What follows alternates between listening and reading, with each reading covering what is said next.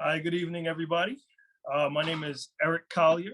I am an education specialist with the Sustainable and Organic Agriculture Program, which is under the Department of Tropical Plants and Soil Sciences.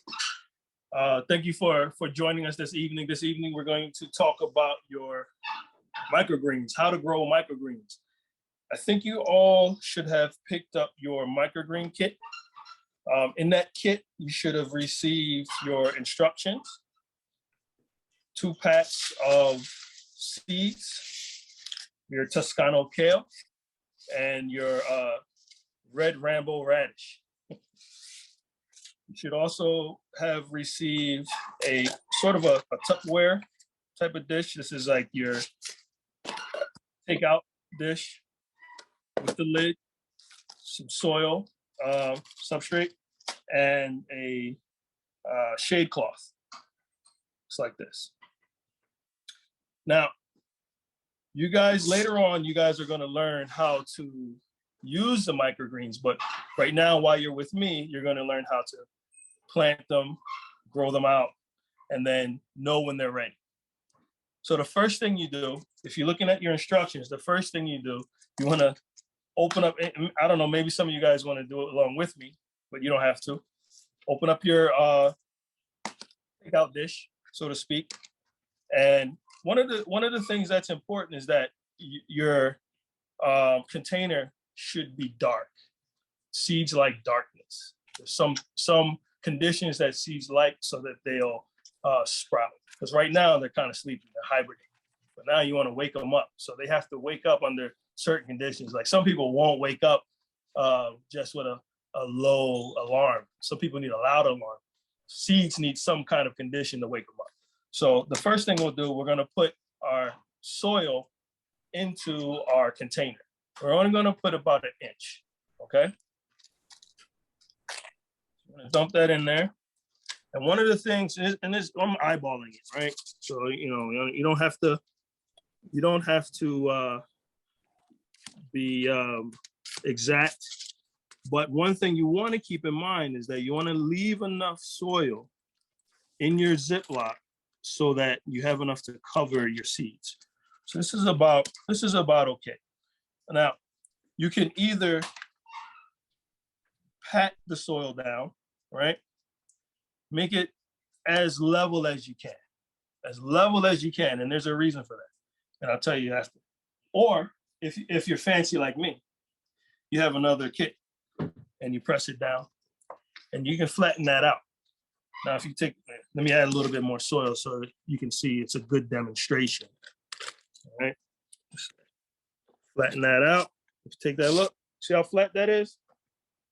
Expert. So next thing you want to do is you want to get your seeds. It doesn't matter which seeds you get, but generally people get their seeds from Johnny seeds or any other kind of seed grower. And I tend to use seeds that are labeled microgreen. And I haven't really quite figured out why it's labeled microgreen, but I think it's because they have a high level of germination, but they're also potentially selected just for rapid germination stuff. Okay. And so what we want to do is make a monolayer. That means one layer of just seeds. You don't want seeds piled on top of each other. You want it all on like a blanket. All right, just one layer. We call that a monolayer. So we're going to sprinkle this on, and these are the Toscano kale. Actually, I gotta turn that thing off and turn off. Actually, I'm gonna use that Rambo radish, right? Because I like the radish, and this is some people call it daikon. The daikons grow really well. They have a nice pungency to it. It was working. And they're full of great phytochemicals, and you'll learn a little bit more about that later on. But right now, let's make this monolayer with our radish. I'm gonna sprinkle it out.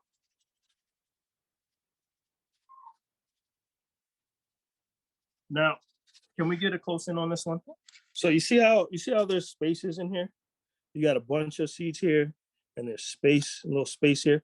you want to fill those spaces in, but make sure that they're not overlapping, right? But you don't want them so bunched up like right here and here, right? You can't, they'll grow, but that's not ideal. You want them spread out as much as you can. So we're gonna do the best that we can, and we're gonna let them kind of fall how they fall, but we definitely want a mono layer. And then they can do like half and half if they want. Also. Right. You can do half the pack of seeds here, and then save some for later, because you're going to be, either you're going to be excited because you had your microgreens, or you want to try again. Right. They can also do like half of the container with that. Oh yeah, that's right. So half with the Rambo and half with the kale. It's all up to you. There's but what I would recommend is you want seeds that'll grow around the same rate. You don't want to get like let's say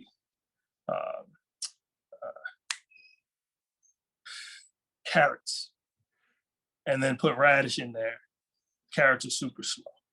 Then you got all these radish, and then you're like, what happened to the carrots? So you want ones that grow around the same rate. And the kale and the radish will go around the same rate. Radish is super fast though. So we're gonna kind of do that. And if you have multiple containers, you got multiple kits, then you can do them both at the same time, but in different kits. And then you can try to be fancy with your friends and say, oh, look, you want some radish or you want some kale on your salad, all right? And then so once we have this mono layer, we want to add a little bit more soil on top, just a little bit. You don't want to pile it up. You want to add a little bit. Don't pile it up. You want to add a little bit, all right? I gotta say that because I have kids and they don't listen the first time. All right, we'll get a little there. Just a little bit, just to cover them. You just want to cover them. Just a little blanket. Cover them up because they like dark. They want to. This is the condition so you can wake them up, right? They like warmth. So putting them in a window that's not super drafty, but has a good amount of sunlight, that'll warm the container. And they like darkness and moisture. And so I'll show you a few things you could do. And this is what I would definitely would recommend, okay? I recommend to get a spray bottle. Now, see, I'm fancy.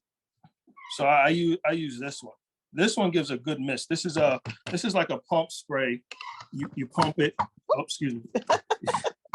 Pump it, and it builds up pressure here, and then you spray. This one you can get at Lowe's or Home Depot. I haven't seen it at City Mill or anything.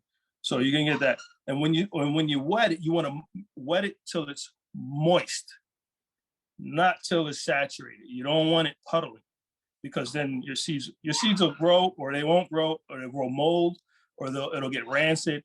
You just want it moist. You don't want it to be saturated, just moist. So I'll show you how to, or you can use one of these.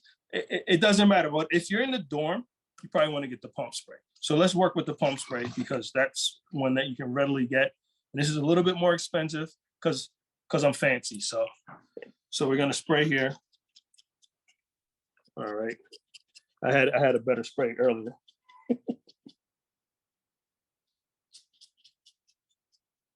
Okay, so we're gonna spray. I'm just, and another way to test whether or not you got enough on there is to just wet the top. All right. And as you see, when it wets, it's the soil will soak it in. So if you can see, it'll wet and it'll soak it in. Just get it nice and moist, right? And then you don't just touch it. And see, it's a little bit of moisture there. I don't know if you can see that, but I think that's good enough. Okay. Don't put too much. Once that's done, and you got most of your seeds covered, these are some these little balls here are the fertilizer from the, what you call it. You might want to get soil that doesn't have time release fertilizer in it, right? And that you can get that from Home Depot as well. And I'll go over a little bit more of different type of media that you can use. But once you have all that moist, it's covered, lightly covered, moistened. You got it in the window it's getting warm, you put your dark shade cloth over it, and that'll block any of the sun that gets in there. And then to make it even warmer, you put your lid on there. Now this container, it doesn't press down tight, so just, you know, keep it on there. It might blow off, but you want to try to get it as tight and fixed as you can. And then boom, you put it in your window and you let it grow. Now, when it grows, it'll grow and it'll kind of look yellow. It's fine. Keep it covered. Let it grow a little bit more. For radish, it'll take about a week, closer to 14 days. But after 7 days, take a look. Open it up. Take a little peek. Oh, look, yeah, they're a little yellow. You'll see a little yellow, yellowing. And then when they get to harvesting time, they kind of look like this. Now, it's not going to look like this. Let's just pretend that the microgreens have been magnified, right? And so we're going to look at what the leaves look like of the microgreens when they have been magnified. So these are not how they're going to look, okay? These two rounded leaves are what they call Catalina leaves. Those are the kind of like pre-leaves, you know, they're not true leaves. When you get your true leaves, like this one here, the side, that's the leaf number 3. That's a good time to harvest your microgreens. It's actually a perfect time to harvest your microgreens. That's when the taste is the most prevalent. That's when the phytochemicals are more robust, and perfect timing. Even when the leaves get like this, a little bigger, that's fine. Even if you have that 4th or that 2nd true leaf coming out, 1, 2, 3, 4, 2 true leaves, 2 Catalina leaves, and then true leaf, that's great time to harvest. Now, I want to show you a little something extra here. Now I have a little bit of vermiculite. That's another medium you can use. I have also, of course, more soil, but this one is a organic soil. It doesn't have any time release fertilizer. And then I also have some coconut coir you can use, right? Now there's going to be some differences here. Very quickly. If you want to be a heavy producer and you think you're going to eat lots of microgreens and you think you want to go heavy on the nutrition, high nutrition density, low calorie, it's a good time to do that. Now you could come up with this huge tray. You can buy this tray at Home Depot, or even you can Google it and get it off of a greenhouse store. But for these, they're going to need more water. But also, this one doesn't have holes in it, but I would recommend to have some drainage holes. So you want that. And then, or you could go and buy a tray that's specifically designed for microgreens. And this tray is one of those. And they come with a pad, like a little mat, so to speak, of coconut coir, which is pressed into a square, and you put that on the bottom. And you wet it like you would normally. So let's do this tray real quick. So this tray, we're gonna use some regular soil, all right? Put that in there. I like to fill up a little more than halfway, because when I use my scissors to cut them out, to harvest them, I don't wanna pick up any soil, right? And if some folks don't like dirt in their kitchen, if that's where they're gonna eat and they're gonna harvest, then it's a great time to use this vermiculite. Vermiculite is not soil, right? It's a mineral. So you can use this, do it the same way. And I'll do it in this tray. It'll kind of spill out because this one has drainage holes, but it's the same way. You pour it in there. Some people might find it a little dusty, but same situation. You wanna fill it up about 1 inch. Right, flatten it out. Same exact situation. So this one though, that one's flattened out. This large tray, what I like to do, I when I'm at home and I make this, I use something that has a really flat edge to press it down, to flatten that out, right? I press it down a little firm, not too much, right? So can you get the difference between? So you got this that's not flattened, and then this that's been pressed down. And so that makes for a great bed for your microgreen seeds, all right? Look how flat that is. That's like professional right there. At least I think so. And then you'll have maybe a bigger bag of microgreens, and you'll do the same thing. You'll spread it out, monolayer, closer together. Make sure you get in the corners, right? And then you do the same thing. But this one, what I like to do, I'll cover it with the soil, and then I'll put it right outside. And I'll moisten it like I normally do. So you see how fancy that spray is, right? That gets it. That's what I'm saying. So I'll spray it moist, keep it moist, and I'll put it right outside, right in the sun. And then I check it every day. I want to keep it moist. I don't want to saturate it, and I don't want it to pool. I just want to keep it moist because the seeds will wake up when it's warm, it's dark, and it's moist. So I'm gonna moisten it. This is pretty good. Whoop. And then check it every day. Check this one. Check it in about a week. Maybe check it, see if it's still moist. If you hadn't, spritz a little bit more, okay? If you go overboard, don't ever give up. If they die, they don't sprout, don't give up. You just try. You do it a second time. You do it a third time. You do it a fourth. You keep going, and you learn something every time, and you keep a mental note of it. And then next thing you know, you're eating microgreens every day, right? Let's see if I forget anything else. I think that's pretty much it. As they're different, there's a bunch of different seeds. Sunflower seeds are really good. Like I said, I like the daikon. I also like the carrots. Carrots are really good. It's like a nice, like if you like carrots, it's like this little skinny little twig of a plant, and it bursts with pure carrot flavor. Yeah, and then you put on your salads, whatever you want to do with it. But it's a really good thing, and they'll teach you more about it. If you guys want to have more information, the email address that you could email is soap, or I'll give you the soap, SOAP at hawaii.edu. And we also have a student organization. It's called SOFT, Student Organic Farm Training, where we meet here at Magoon every Friday at 2 p.m. We won't be here this Friday, holiday. We don't do holidays. We take those holidays.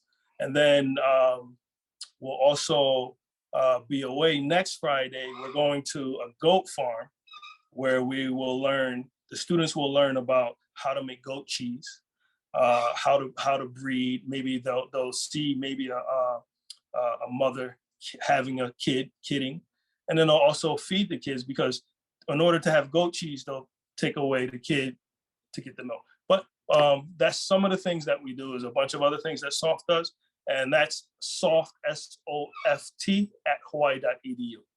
And I think that's pretty good. We did have one question about, can you reuse the soil after you've grown? You can reuse it, but I would just put it on the side, let it decompose a little bit, keep it moist, not saturate it, and then reuse it. As long as it doesn't have fungus or any kind of nastiness to it, you can reuse it. Yeah. Do we have any other questions that I missed, Kelly? No, I do not. But does anybody else have questions? Can we go to the goat farm tour, or do you have to be a SOFT member? So that fund is coming. So the good thing about SOFT is they make their own money, right? So with May 6th and 7th, they're going to be selling plants at the Lions Arboretum to earn money so that they can continue to go to these field trips. So it is a earn type of thing. But after the 29th, the first week, we'll be here. We'll be here, and you can stop by, send an email at the soft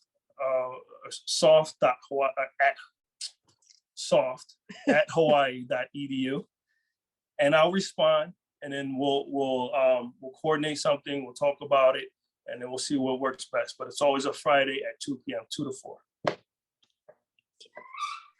So Eric, in the actually sorry. Cody wants to know, what is your favorite way to prepare or use microgreens? Oh, without my shirt? No, I'm joking. I like to put them in really just on a salad because it's very flavorful. Some people will like I'll make my salad with like basic you know, Manoa lettuce. I'll put like pumpkin seeds, sunflower seeds, and some dried fruits in it. And I'll put some feta cheese in there. And then I'll put my microgreens in there. My kids complain because the radish is a little pungent, right? But that's actually good. It's really good for you. So that's how I like it. And some people put it in their stir fry. Doesn't matter. It's greens. Okay, and we had another question from Barbara. Barbara, did you want to turn on your mic? Sure. So like the sunny window in my house, it's right next to where the refrigerator door opens. So it's not the best location. I got a lanai that gets morning sun, but then not after that. And it's got a roof. So am I better off just putting it out in the yard somewhere? You can put it out in the yard. It might blow away if you have a windy. But I think if your window by the refrigerator gets a good amount of sunlight, Tons of sun, like really hot in the morning. yeah, you could try. I mean, you could try it. It doesn't need so much sun because you're sprouting it, and then once the Catalina leaves will give the plant what it needs to grow until it starts to really do some photosynthesis with the true leaves, like true photosynthesis. So by that time you're already harvested. Okay, so that's just for the warmth then. That's for the warmth, yeah. Because remember, you got them all shut out the sun, and then once they start to kind of green out, then you'll put them out. You're just letting them kind of stretch out. That's what you're doing. They'll grow on their own, but you do need some sunlight, but you don't need to have like in the garden sunlight. If you understand what I mean. Yeah. So when do you take the black cloth off? Once you start seeing little bit more green, because they'll come out yellow and then they'll start to green up. You'll start to kind of like push because they'll be green. They'll start pushing and they'll feel like a nice little pillow in there. You can take that off. Yeah, you'll see. Just it's not super scientific. You don't need to measure. Just eyeball it. It's more like an art. Just eyeball it, right? Monolayer. Keep it moist, not saturated, and watch it. Pay attention. That's the key. Pay attention. Keep a mental note. And once you start seeing it kind of, you see the little yellow, they kind of look like worms a little bit because the stems, and that's how I see it. And then they'll start to kind of reach up, kind of stand up. And then, just take it off, let them do their thing. Yeah. Oh. So water around once a day more or less? More or less, pay attention to the moisture, right? Don't just mindlessly say, okay, day 1, day 2, day 3, don't do that. Let's look at it. Okay, it's not so dry. All right, we don't need to water it so much. Or it's a little bit. Let's give it a little. Okay, maybe a little bit more. And that's your observation. You don't need to be surgical. It's not that, right? Fill it out. And if you fail, get some more seeds. Do it again. Do it again. And you'll succeed. Thank you. Awesome. If we aren't fancy with the spray bottle, we just stick our hands and test the water. Wait, Jesse, you cut out there for a second. Is that a Sorry. question? Oh, sorry. Oh. If we don't have a spray bottle, do we just cup water and then sprinkle it? You can do that. Yeah, you can try. Okay. Yeah. Just be fancy and get a spray bottle, right? Yeah, you can do that. If you're fancy pants with your fingers, you can do that. Okay, okay. Yeah, no problem. No problem. Okay, thanks. All right, are you guys ready over there in the kitchen? We sure are. All right. Okay, wait, one Thank second. you, Eric. Thank you so much. You're welcome. Thanks, Eric. Everyone says thank you, so much fun. Okay, You're welcome. we are gonna log off from here. Are you ready, Kelly? Sure. And there we go. All righty, bye guys.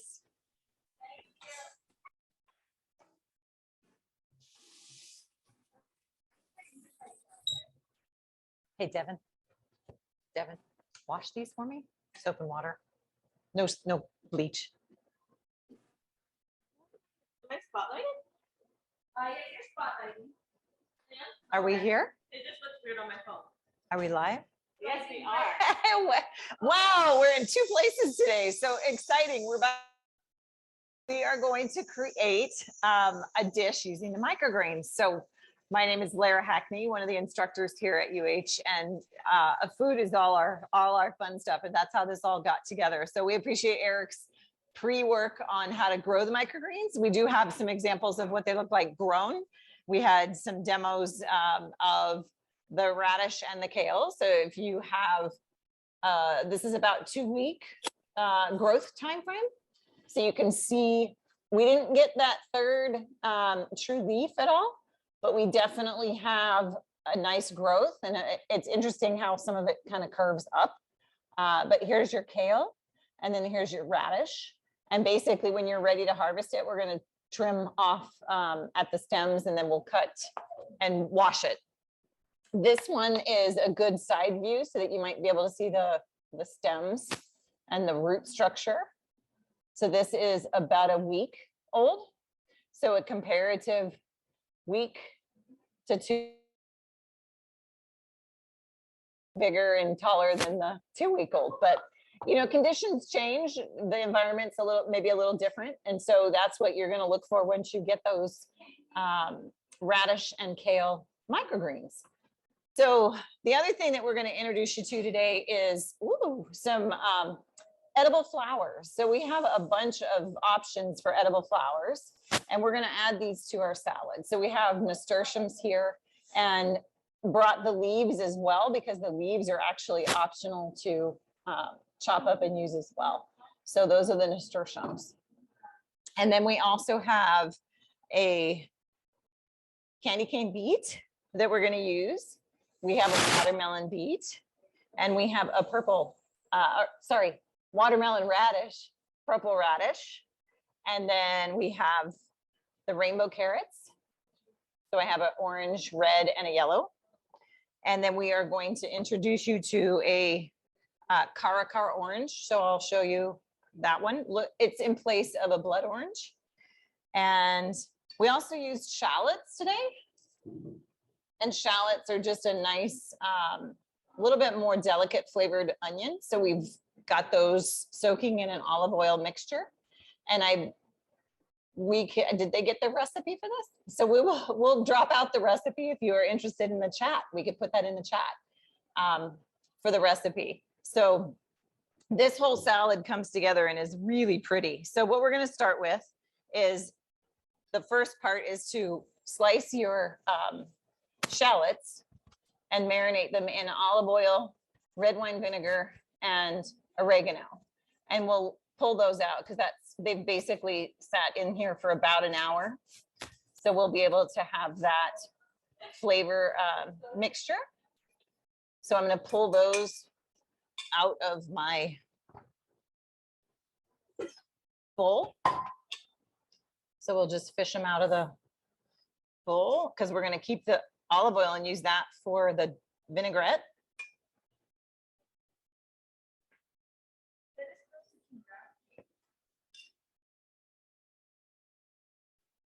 And so those are nicely flavored. And again, you don't have to have shallots, but they are, like I said, they're really delicate in flavor compared to a typical onion. And they're nice and small. And the rings help, are kind of nice to have that small ring structure. I got most of my shallots out of there. Okay. So what we're going to do for our vinaigrette is we're going to add the blood orange dressing. And so our blood orange squeezed juice. So what I did was, of course, I'll show you one of the oranges, but we basically squeezed it. So we've got a half a cup of that. And I need to grab my recipe really quick.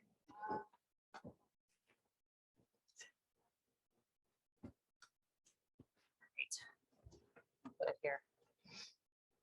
And so the first part is do your shallots. And the next part is we're going to combine the orange juice with the olive oil. So we're going to add that together. And then honey. So we're going to have a tablespoon of honey.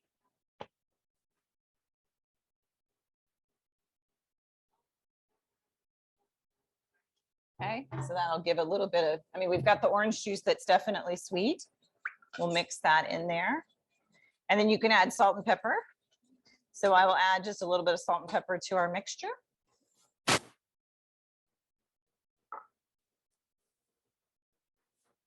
And it can be to taste. So we'll put a pinch of kosher salt in here. A couple of those. We'll grind up some giant pepper grinder, fresh pepper. Remember, if you can do whole pepper and grind it fresh, you're even better with your flavor.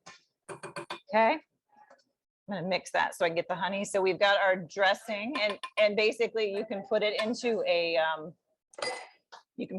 container, but we really want to just whip it up so that we can kind of create that emulsion. And it's a temporary, so it's not going to stay, but it'll create that nice thick dressing. So we're going to go for that smooth, a little bit thicker consistency. And you can kind of see it's already combined together. So you have a little bit of that nice, we might need to stir it up once before we finish.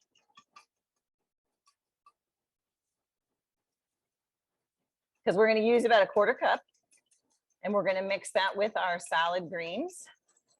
So I've got a good consistency there. So it's nice and thick.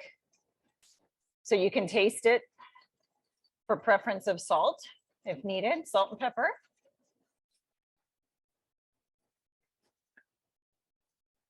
I don't have anything to taste it with, but we'll we'll shoot for the, actually what I can do, I can take a piece of lettuce and I'll dip it in and try it and see.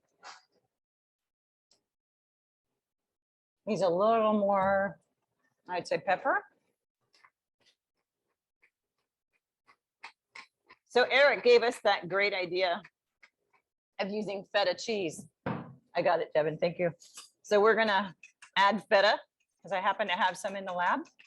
We're gonna add that to it. So wonderful looking dressing. Okay, and I'll pour this, get the rest of the honey out of my spoon. All right. Next up is to get your salad greens together. So we combined arugula, and we have Manila lettuce. So we're going to combine the two. And I think we're probably going to need to do it even in a bigger bowl. So we're going to combine these two. So we'll put a little bit of arugula, some Manila lettuce. I'll just kind of vary it so it's combined well. And the other thing too to think about when you're doing salads, I know this isn't the cooking show that we always have, but when you think about salad greens, you kind of want to have them as dry as they can possibly be. That way your dressing will stick to the salad versus just roll off. So give them a chance to dry. Wash your lettuce really good. The Manila lettuce can be kind of muddy depending on the status of where it's grown or how the rain was the week of the harvest. So mix that together. And then we are going to add a quarter cup of this dressing. So I have half cup measure. So I'm going to go half of that. And then I'm going to pour that across.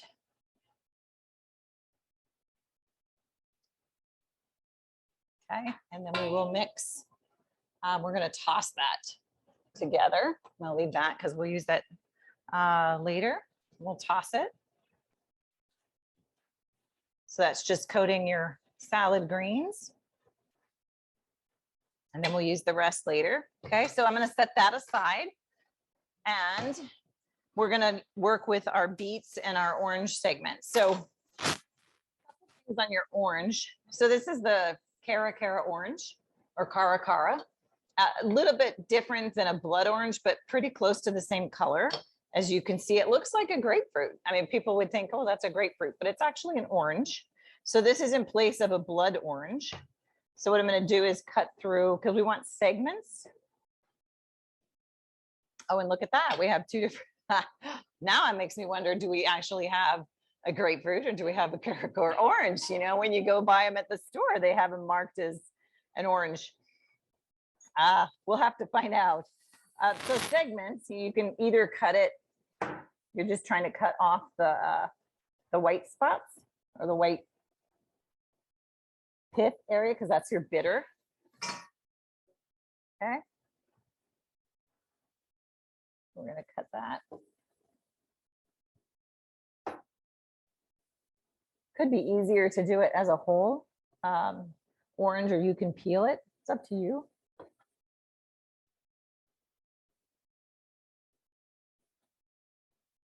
Let's get as much of the white off as we can.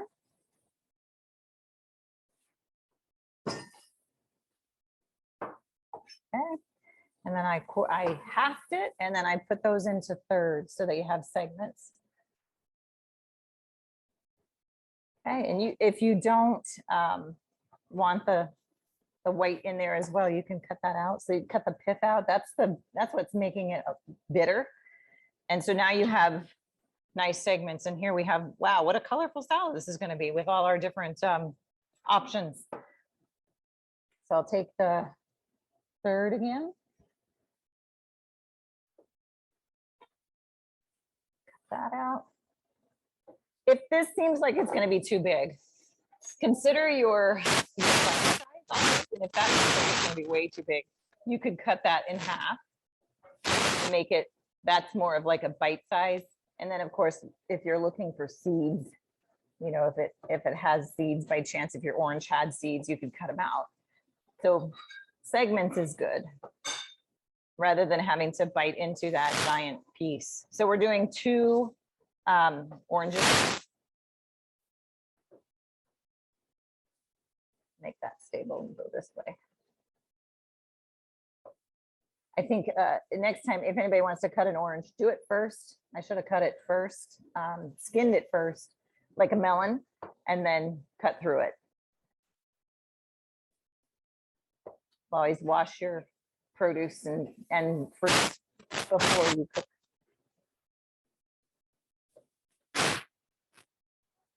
Yeah. It's definitely an option because the zest is where your essential oils are. So that's going to give it that bold flavor. The recipe that we used didn't require that, but that is absolutely a definite option. Sure. If there's if you can grab a zester, I'll zest my skins, and it should be in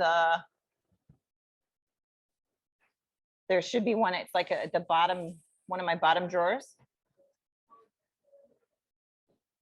And if you don't have a zester at home, you can always use a grater or a knife to add that little bit of an extra. Cut that one. So yeah, we can definitely zest what we have. I'll cut these up.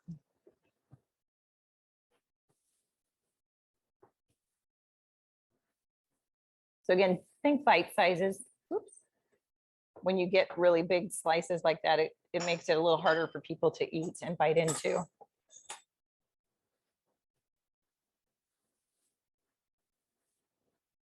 Okay. So if we take a peel, and again, actually, I'll just use this one because it's whole. So to zest your orange, just take your zesting tool and go right up to the top of the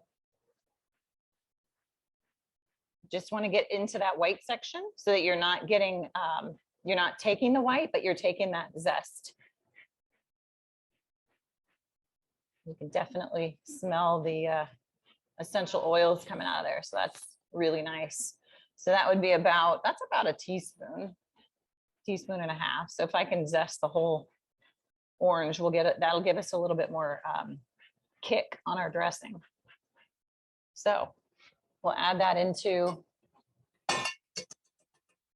dressing. Mix it up. And that will make a wonderful combination. So good suggestion, everybody. That's not that's thinking on the right direction. So next is our carrots. So again, rainbow carrots, the coolest thing in the world, right? They actually have purple as well, and they also have white. So you have orange, red, yellow.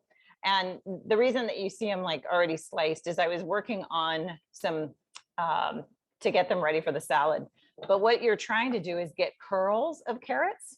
So if you take your standard peeler and you go with obviously the length of your carrot, the longer strips you can get, you know, you're going to get those curls, and you kind of have to push pretty hard to get through it, but you're going to go through your carrot and go across.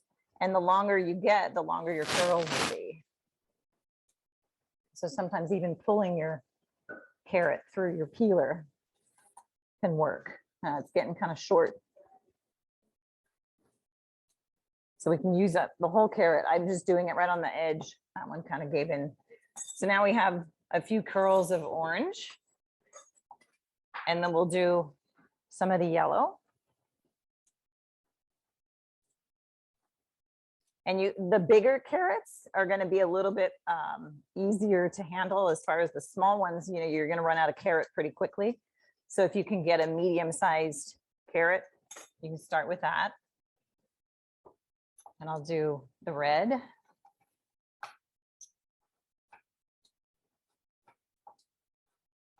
Okay. Oops. All right. Next, we're going to put them into an ice bath. And the whole purpose of that is so that they actually curl up. So then they tend to tighten up. And I also put in our beets that I'll show you in a minute. So I'm going to put these into the water so they curl up a bit more. And if you want really delicate, not the big strips, you can do a finer slice. But those are sitting in the ice bath. If you want to do your radishes, so we were experimenting with the option of either slicing them or peeling them. So again, you can try and peel. And what you're going to do is just hold that peeler down really good and tight and run it across your radish. And then we'll have to get that. We're going to also use ice water so that they will do a little bit of a curl as well. It's tough to get your radishes with this thin of a slice with a knife. So a peeler works nice, and you don't have to have it as a whole circle. I mean, your goal is to get that circle, but it's okay to have just a part. Okay, so we're going to throw those in there. That's the purple radish. Then we have a watermelon radish. Same thing. I'm going to try and get some edges, center. Yeah. Good question. So farmers markets in town or islands, different places. Kelly found them at the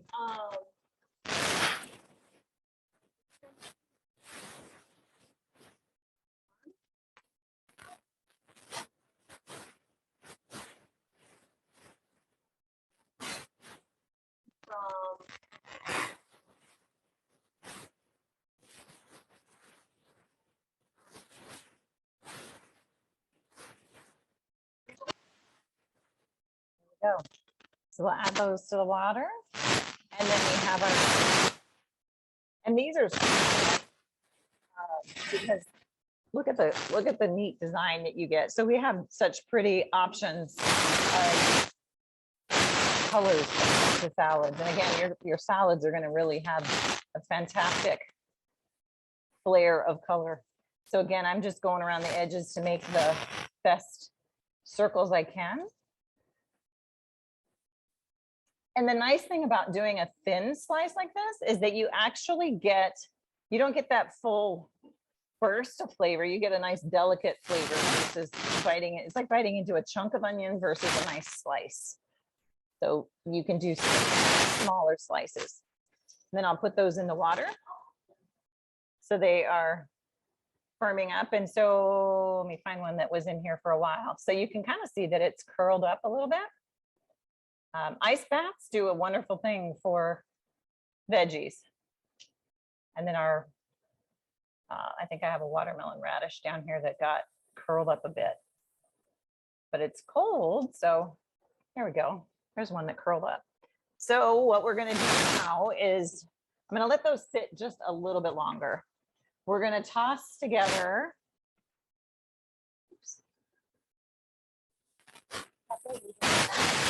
radishes. So I can add part of the radishes now. Let me pull them out of the, oops. Yeah, I think if we dry these just a little bit, I'll just blot them dry.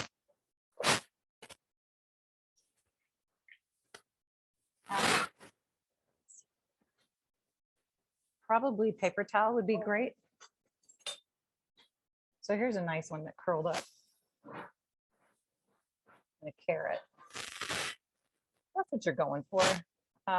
And so that wasn't even like a straight cut. That was a spiral cut. And so you can actually get them to kind of curl up on themselves. So we'll dry them a bit.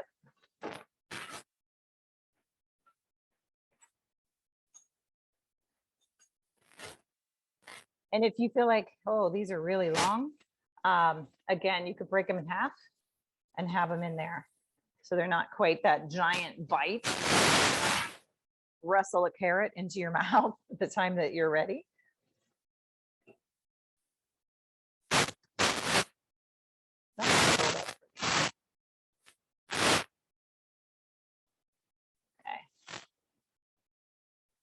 And the radishes going in. Then we're going to add shallot to this,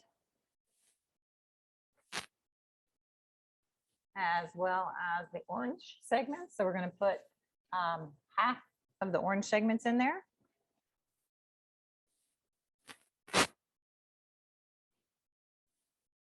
And we'll kind of move them around, and I'm going to add my shallots back to that.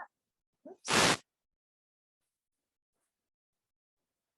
Okay, and I will grab my fork. We'll put half of the shallots in here. And again, these have been soaking in olive oil and red wine vinegar and oregano. So nice flavor. And again, if you can separate the rings, then you're not biting into that whole layer of onion. Okay. And then we are going to basically the rest of this whole thing to a platter. But I think what we can do is leave it in the bowl, and then I'll show you how to incorporate your microgreens. So we're going to cut the microgreens just with a pair of scissors, and we're going to cut the older version first. We're going to use. So remember how Eric talked about you don't want the dirt, right? You don't want the dirt in your whatever you're going to use them for. So look, separate them out as best as you can, and then just take some snips along the way. You might see some of the seed tops still stuck on the green. That's fine. So I'm just going to go right down the center and try and farm them out. The hard thing is to fish them out after you cut them. And then I'll put them on my cutting board, and then we're going to strain them. We'll wash them. So I'm going to grab onto it and be able to grab what I've cut.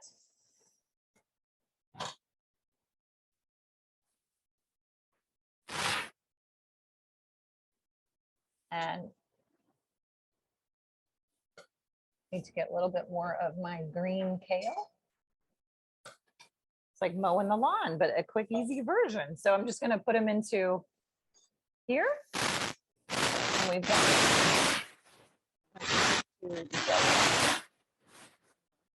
I'm way above the dirt. Half inch to 3/4 of an inch above the dirt. And so now I'll wash them.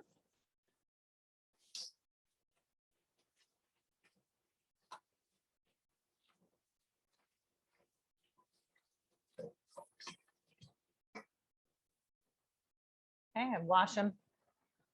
There we go. They can dry just a bit.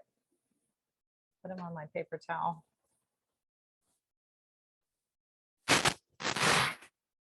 All right. How's that for a 2-week project, everybody? This is 2 weeks. Not bad to be able to grow your microgreens at home, in the dorm, wherever you want to be. And you're ready to put them on top of your salad. Like Eric mentioned, stir fry, you could do anything with them. So we're going to toss them on top of my giant bowl of greens. And I'll just sprinkle them across. Okay. And then of course you can mix them in. I can add flowers next. So Nasturtium leaves, here's your flower. Oops, as I show you my leaf. Flower in addition to the leaves. But you basically want to peel the flowers off, and we'll wash them real quick, rinse them off. I had them soaking in water. So all the fun colors you can get, I mean, there's darker reds and there's lighter oranges. So variations, they actually have a sweet smell to them. So but they have a little bit of a spicy taste.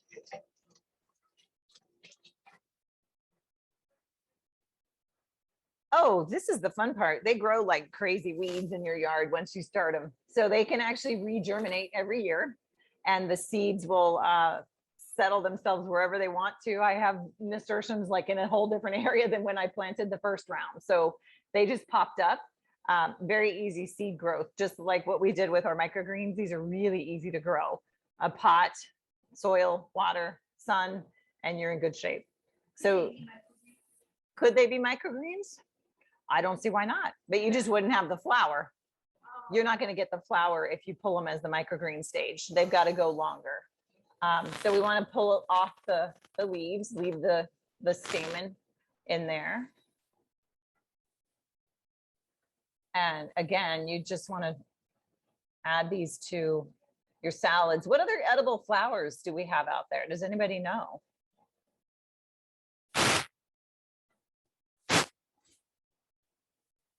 What are some common edible flowers that we use? There's one that's used all the time in the retail industry downtown. The purple Dendrobium orchid. So the purple orchids are used all the time in your drinks. Next time you get a drink with an orchid, I challenge you to try it. There's, like I said, they're a little spicy, peppery, kind of spicy, not spicy as in cayenne pepper spice, but a little bit peppery and very edible. Anything they put on your salad or plate has to be edible. They cannot add something that is unedible. So that's a good, safe assumption when you go somewhere to get food.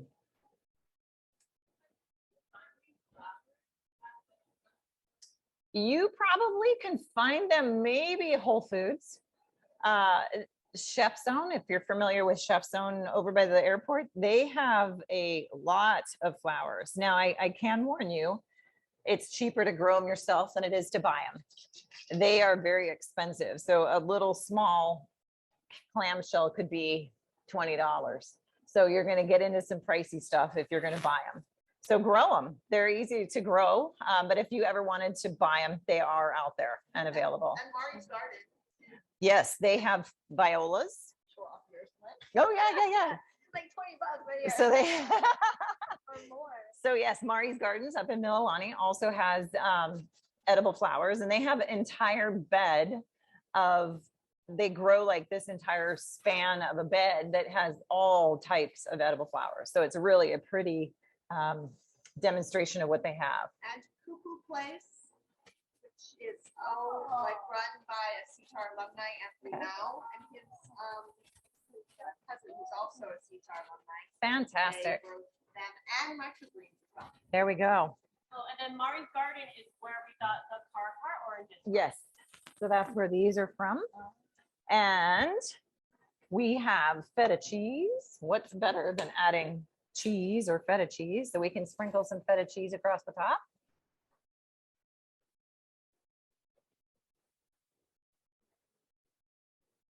Okay. Then we have the rest of our, I do have the rest of the shallots and stuff because it talks about arranging it first and then putting it all the stuff on top. So I'm just going to stir this up a little bit more and add a bit more. And then it's ready to go and ready to serve. Okay, so it's totally how much dressing you want to put. You can obviously do this on the side and create it as you go. Okay. And we will get some tongs and we'll pull out a little bit for us and we'll show you what it looks like as a final dish. Thank you, Jesse. And here we go. Here is that.